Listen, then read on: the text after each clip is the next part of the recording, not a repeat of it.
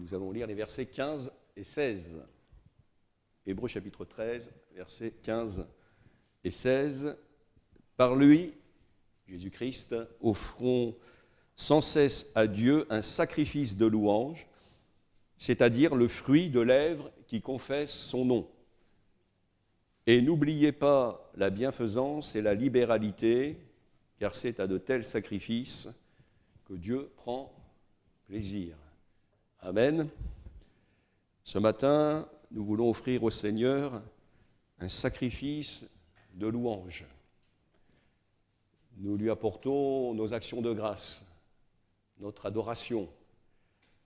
Nous ne venons pas à lui avec des offrandes qui auraient en vue de nous racheter auprès de lui. Ça, c'est l'œuvre de Jésus. Il a donné sa vie pour nous. Il a offert le sacrifice à Dieu. Et ce matin, bien, nous voulons faire ce qui est agréable à notre Seigneur. Nous voulons lui apporter ce sacrifice de louange. Et il nous est dit au verset 16, « N'oubliez pas la bienfaisance et la libéralité. » Une autre traduction rend le texte en ces termes, la version Semeur, « Ne négligez pas de pratiquer la bienfaisance et l'entraide.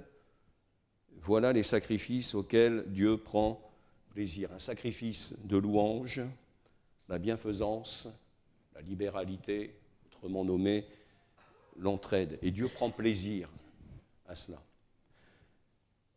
Cette semaine, je me suis laissé interpeller. Je crois que c'est bien que nous nous laissions interpeller. On se laisse interpeller par les uns, les autres. On se laisse interpeller par le Saint-Esprit, je crois aussi, dans les moments que nous vivons. Mercredi soir, j'ai diffusé, à l'occasion de la réunion de prière, plusieurs vidéos afin de nous sensibiliser sur la situation à Madagascar. Alors, l'actualité foisonne. Et en fait, elle est tellement abondante, cette actualité, que d'une semaine à l'autre, en fait, s'il fallait parler en détail sur tout ce qui se passe dans notre monde, mais voilà, le temps ne suffit pas. Le temps de réfléchir, d'organiser, de préparer pour présenter une actualité en chasse une autre. Et donc, il y a eu le mois passé déjà, un cyclone dévastateur qui a ravagé, disons-le, l'île de Madagascar.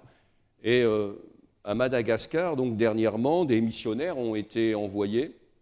Donc, on est particulièrement sensible à cela. Et des églises ont été dévastées, entre autres.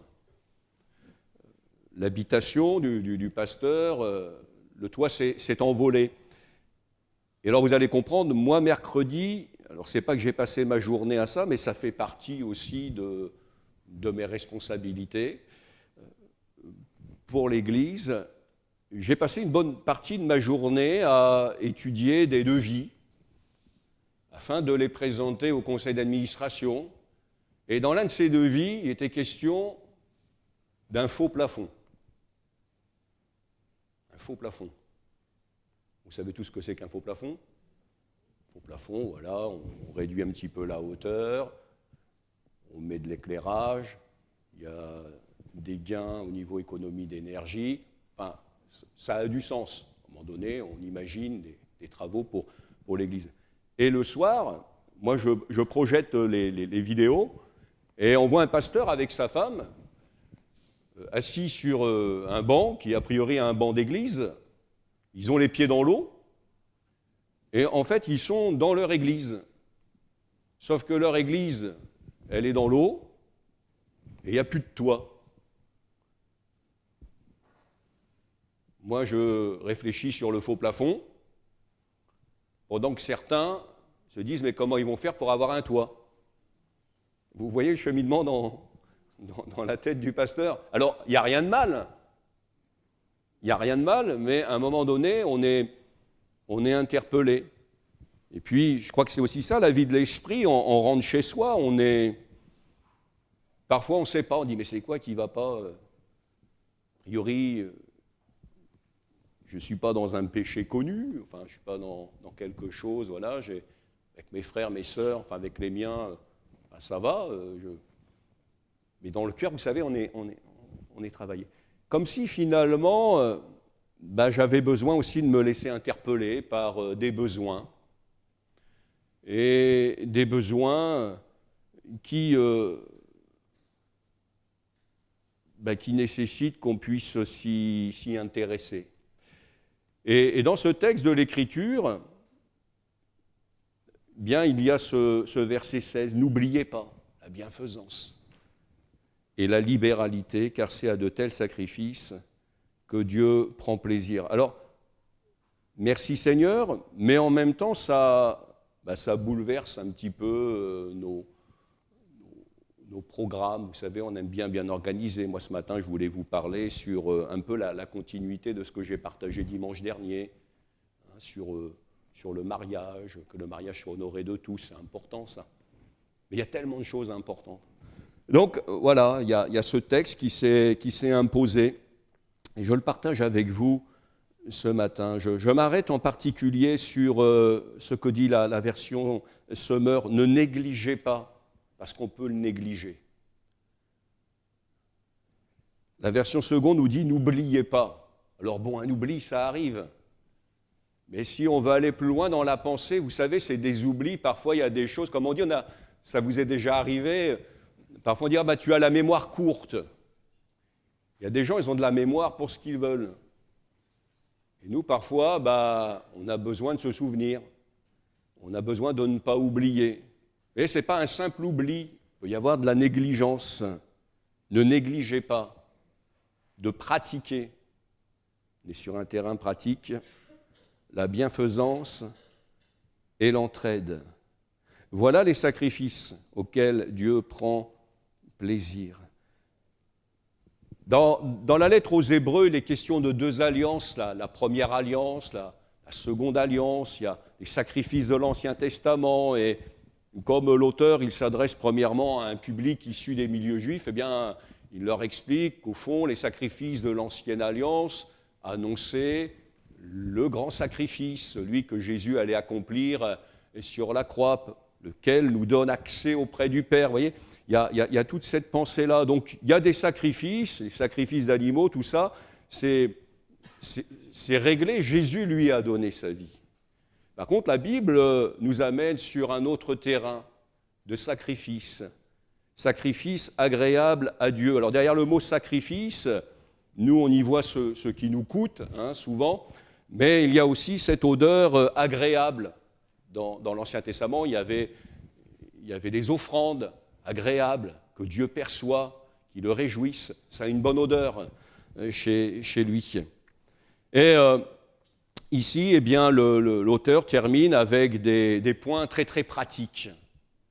Ne négligez pas de pratiquer la bienfaisance et l'entraide. Cette bienfaisance et cette entraide, ce n'est pas ce qui va nous sauver. La Bible dit qu'on n'est pas sauvé par les œuvres.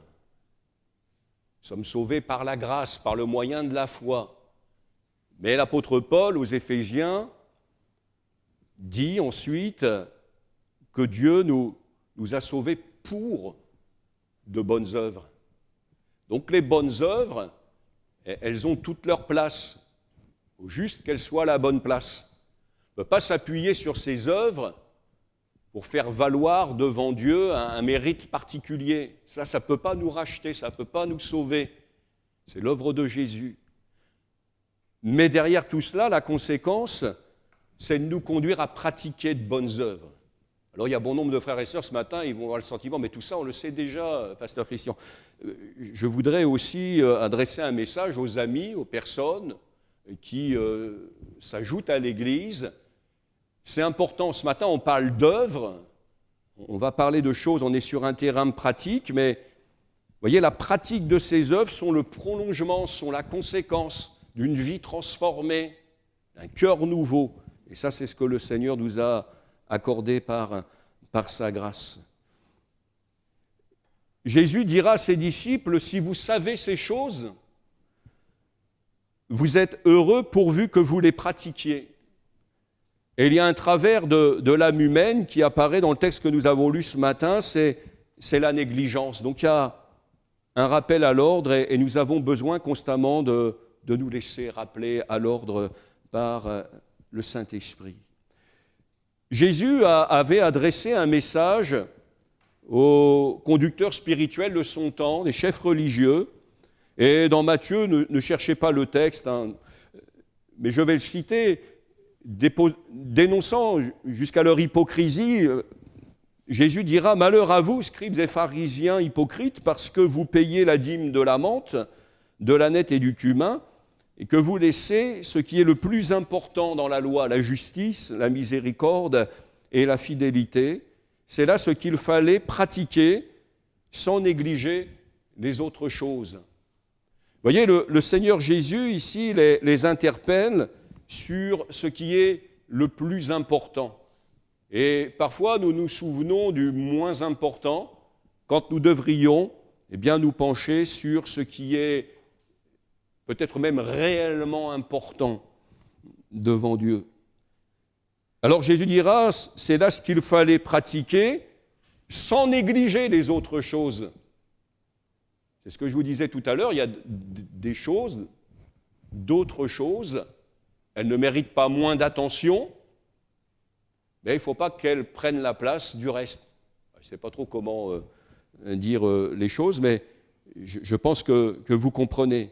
Ça ne veut pas dire que ce qui nous occupe, ce n'est pas en soi pertinent ou important, et ça veut dire qu'il y a aussi d'autres domaines tout aussi importants et nous devons aussi y attacher de l'importance. Alors Jésus nous enseigne effectivement à ne rien négliger. L'apôtre Paul n'a pas toujours été apôtre. Il s'est converti par la grâce de Dieu à Jésus-Christ et répondant à l'appel du Maître, il est devenu apôtre. Mais d'autres l'ont été avant lui, notamment Jacques, Pierre et Jean. Pierre, autrement appelé Céphas. Quand l'apôtre Paul écrit donc aux Galates, il mentionne quelque chose qu'il a vécu à un moment donné, au début de son ministère.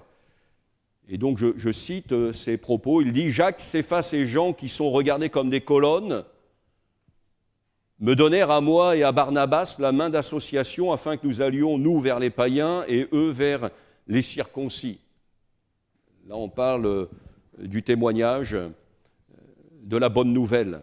Les uns sont allés vers les païens, Paul et Barnabas, et les autres se sont occupés des milieux juifs. Mais ces apôtres qui étaient apôtres avant Paul ont fait ces recommandations. Et ils nous recommandèrent seulement de nous souvenir des pauvres, ce que j'ai bien eu soin de faire. Vous voyez, il n'a pas oublié de le faire. Il n'a pas fait preuve de négligence par rapport à ça. Il le dit, il a accordé un attachement particulier à ça. J'ai bien eu soin de le faire.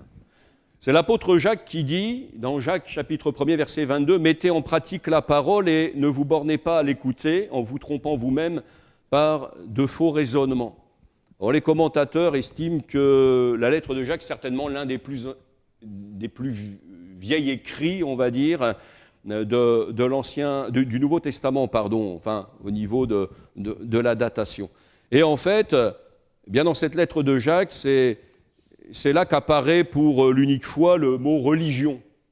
La religion. On entend parler parfois de religion. Moi, j'ai ma religion. Toi, tu as ta religion. C'est quoi la religion ? Eh bien, Jacques l'a définie. Il dit « La religion pure et sans tache devant Dieu notre Père consiste à visiter les orphelins et les veuves dans leurs afflictions et à se préserver des souillures du monde. » Vous voyez, il y a deux choses ici. La sanctification, la mise à part pour Dieu, se préserver des souillures du monde. Oh, le monde, c'est pas bien, hein, tout ça, le péché...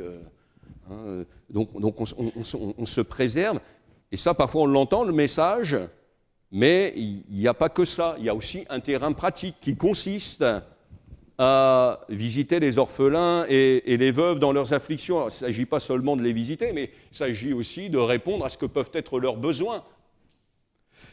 Et l'apôtre Jacques donc va plus loin, et il ponctue donc sa lettre par des cas pratiques qu'il cite en exemple. Dans Jacques chapitre 2, versets 14 à 16, par exemple, il dit « Mes frères, que sert-il à quelqu'un de dire qu'il a la foi s'il n'a pas les œuvres ? La foi peut-elle le sauver ? Si un frère ou une sœur sont nus et manquent de la nourriture de chaque jour, ici il parle de frères et de sœurs dans la foi, il s'adresse à des chrétiens, il dit, mais si parmi les chrétiens, il y a des gens qui sont dans cette situation, qu'ils manquent au quotidien de la nourriture, imaginez que l'un d'entre vous et que quelqu'un d'entre vous leur dise, allez en paix. Autrement dit, que Dieu te bénisse. On va prier pour toi. Amen. Que Dieu te bénisse. Mais donc, que nous soyons ainsi, que l'un d'entre vous leur dise, allez en paix, chauffez-vous et vous rassasiez. Et que vous ne leur donniez pas ce qui est nécessaire au corps, à quoi cela sert-il ? Il en est ainsi de la foi. Si elle n'a pas les œuvres, elle est morte en elle-même. Ici, il explique qu'en fin de compte, il y a le prolongement. Il y a les fruits de la foi. Ce sont ces œuvres. Alors la bienfaisance et l'entraide, alors je ne sais pas, je ne connais pas le contexte de la lettre, mais je disais tout à l'heure, il y a un travers de l'âme humaine qui est la négligence, et qui malheureusement aussi dans les derniers temps va tendre à s'accentuer.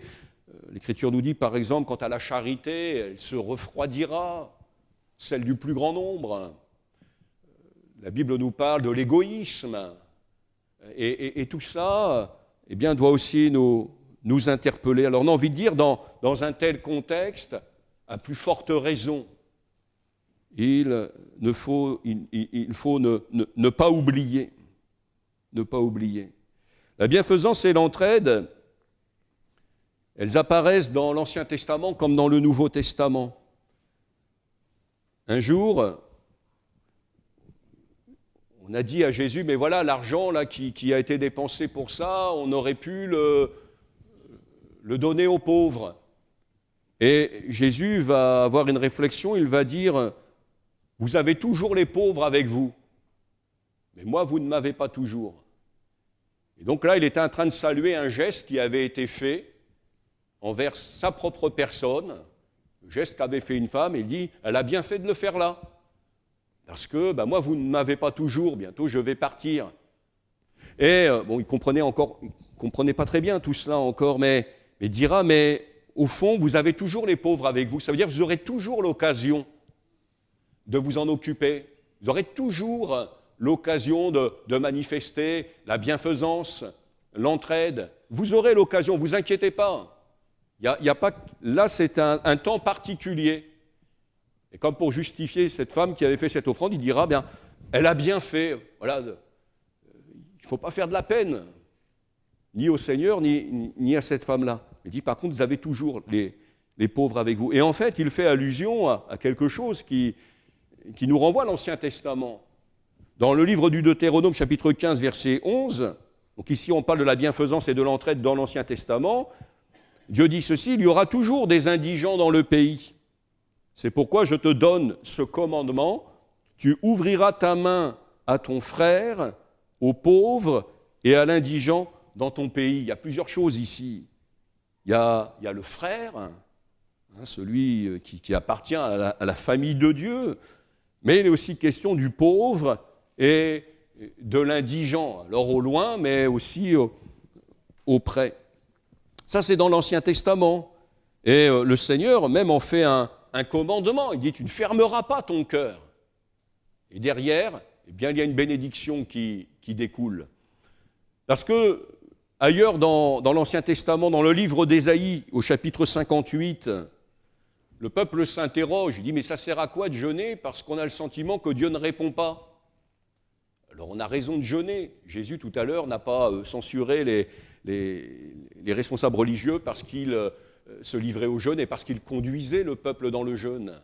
Il dira, mais vous oubliez le reste. Donc on a raison de jeûner. Mais le jeûne, ce n'est pas uniquement la forme. Il y a la forme, mais il y a l'esprit derrière. Il y a ce qui nous amène dans cette attitude d'humiliation devant Dieu. Alors dans Ésaïe chapitre 58, versets 7 et 8, Dieu dit, mais voilà, tu jeûnes, c'est bien, mais il le rappelle à l'ordre. Il dit, partage ton pain avec celui qui a faim. Il ne dit pas donner tout son pain. Il dit, toi, du pain, t'en as. T'en as en abondance. Il y a des gens, ils n'en ont pas. Ils ont faim. Alors partage ton pain avec celui qui a faim. Fais entrer dans ta maison les malheureux sans asile. Si tu vois un homme nu, couvre-le et ne te détourne pas de ton semblable. Et puis la promesse arrive, alors la lumière poindra comme l'aurore, ta lumière poindra comme l'aurore et ta guérison germera promptement, ta justice marchera devant toi et la gloire de l'Éternel t'accompagnera. Autrement dit, si tu fais ça, la faveur de Dieu sera sur ta vie, parce que c'est ce sacrifice-là qui est agréable à Dieu. Ce n'est pas que tu te mortifies, ce n'est pas que tu te prives de nourriture, c'est que derrière tu puisses remettre à l'honneur dans ta vie ce qui est important, le plus important. Et le jeûne, justement, est là pour nous ramener dans ce qui est le plus important. Je poursuis, la Bible poursuit, Ésaïe 58, verset 10, « Si tu donnes ta propre subsistance à celui qui a faim, si tu rassasies l'âme indigente, ta lumière se lèvera sur l'obscurité et les ténèbres seront comme le midi. » Et le temps manquerait pour parler de la manne au désert, où il nous est dit que celui qui avait ramassé plus n'avait rien de trop, et celui qui avait ramassé moins n'en manquait pas. Il y avait un partage. La bienfaisance et l'entraide dans le Nouveau Testament, alors là les textes sont nombreux, on constate d'emblée une grande solidarité parmi et entre les disciples. Les disciples, ce sont ceux qu'on appelle les chrétiens aujourd'hui. Pas seulement les premiers disciples. Parfois on associe apôtre à disciple, ou disciple à apôtre, mais un disciple, c'est ce qu'on appelle aujourd'hui un chrétien. Quelqu'un qui suit le Christ, quelqu'un qui, un jour a fait le choix de suivre Jésus. Et il nous est dit, acte 2, versets 44 et 45, ils avaient tout en commun. Ils vendaient leurs propriétés et leurs biens, ils en partageaient le produit entre tous, selon les besoins de chacun. Alors il y a peut-être évidemment des circonstances ici, on va dire un contexte, mais on comprend que derrière, il y avait une solidarité, il y avait de l'entraide.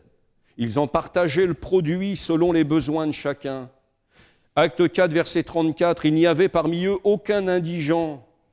On faisait des distributions à chacun selon qu'il en avait besoin.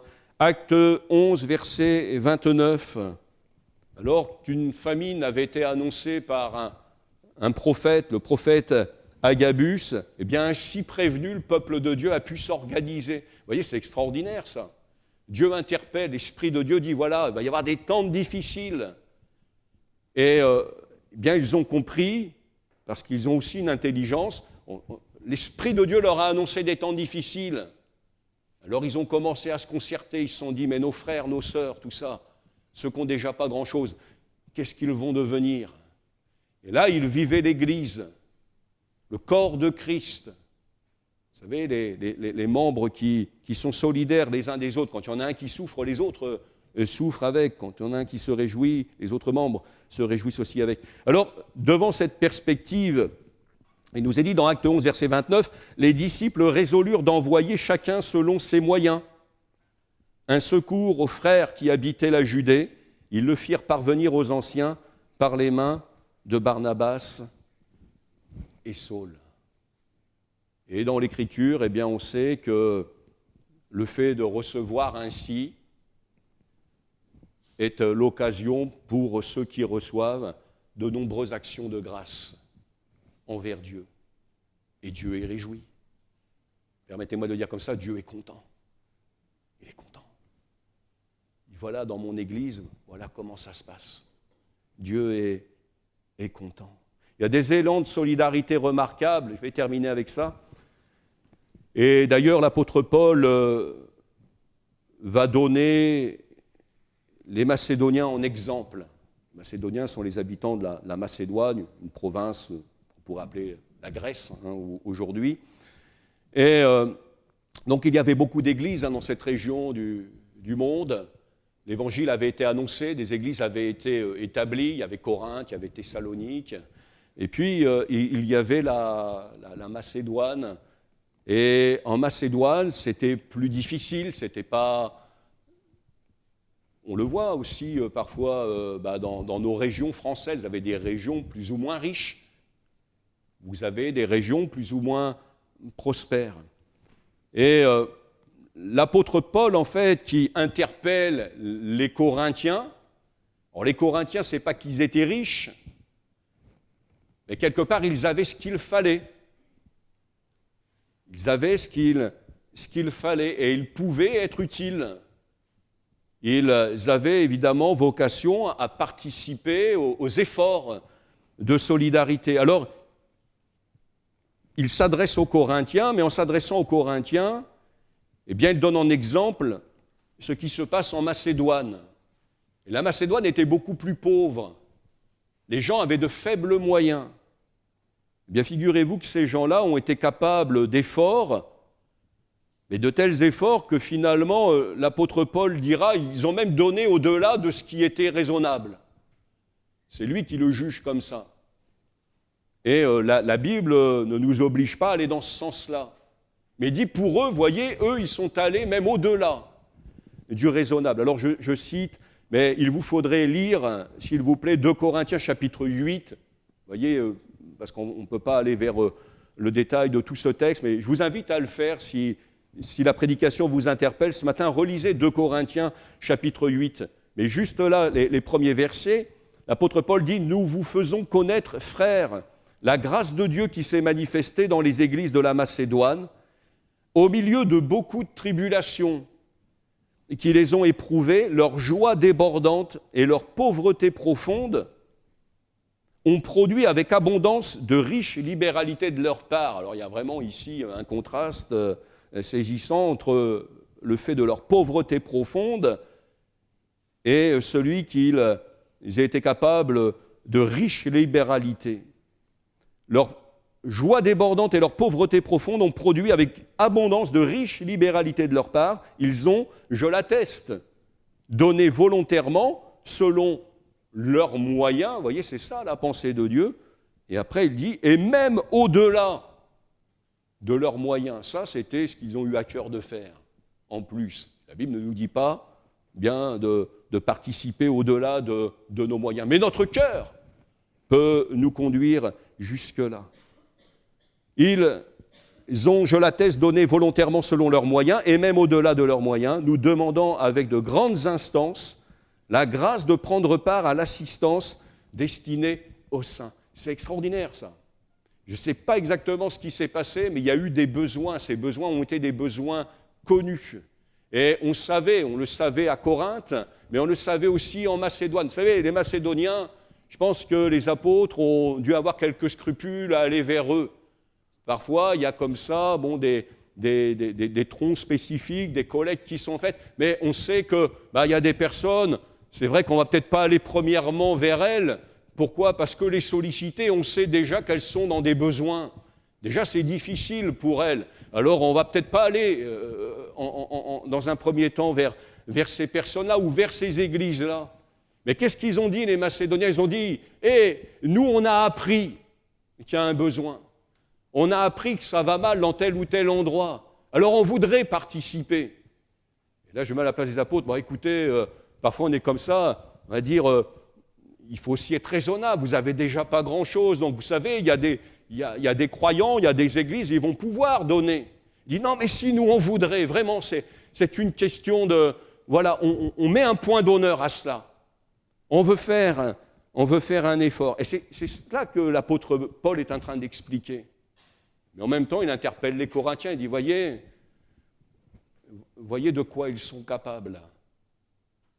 Alors il ne fait pas de reproches, mais il les invite à participer à l'effort de solidarité.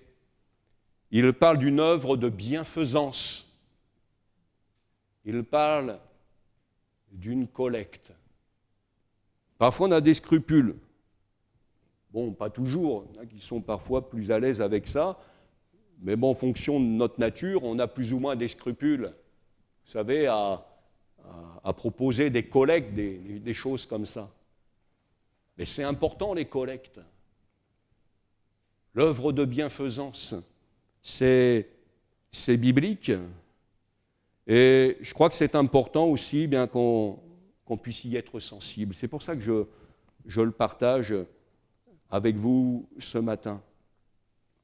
Une œuvre de bienfaisance, une abondante collecte en faveur des disciples les plus démunis. On ne peut pas répondre aux besoins de la terre entière. Je pense que vous en êtes conscients. Mais quand il y a déjà... Vous savez, la Bible dit par rapport à nos familles déjà, nos propres familles, ben, il faut qu'on apprenne déjà au sein de notre famille à répondre aux besoins des nôtres. Bien, c'est aussi vrai sur le plan spirituel. Il nous faut être sensibles à ça et participer en faveur des disciples les plus démunis. La bienfaisance et l'entraide, dans ce qu'on voit dans la Bible, ce n'est pas une question de moyens, c'est une question de cœur. Pas une question de moyens. Alors Galates chapitre 6, verset 10, on va terminer. Ainsi donc, pendant que nous en avons l'occasion, pratiquons le bien envers tous. On est d'accord, hein, ça concerne tout le monde. Et l'apôtre Paul dit, et surtout envers les frères en la foi. Ça ne va pas nous amener à ignorer les autres, ça. Mais c'est quand même un problème quand parfois on est capable d'être généreux avec voilà, peut-être des causes, des situations, et c'est tout à l'honneur, hein, mais qu'on ne se souvient pas des besoins de notre propre famille. Quand je parle de famille, je ne parle pas ici d'une église en particulier ou d'une dénomination d'église. Hein. Je parle de la famille spirituelle. Je parle de la famille de Dieu. Notre famille.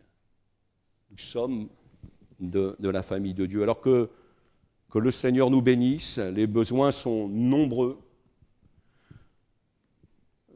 Il faut peut-être parfois aussi prioriser, il faut peut-être même parfois revoir. Voilà, dire bien, moi je pensais faire ceci, je pensais faire ça.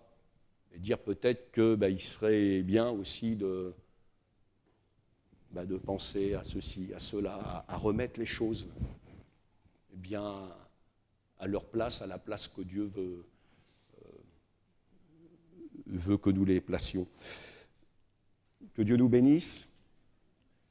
Que Dieu nous bénisse. On va prier le Seigneur et on va regarder une vidéo dans quelques instants.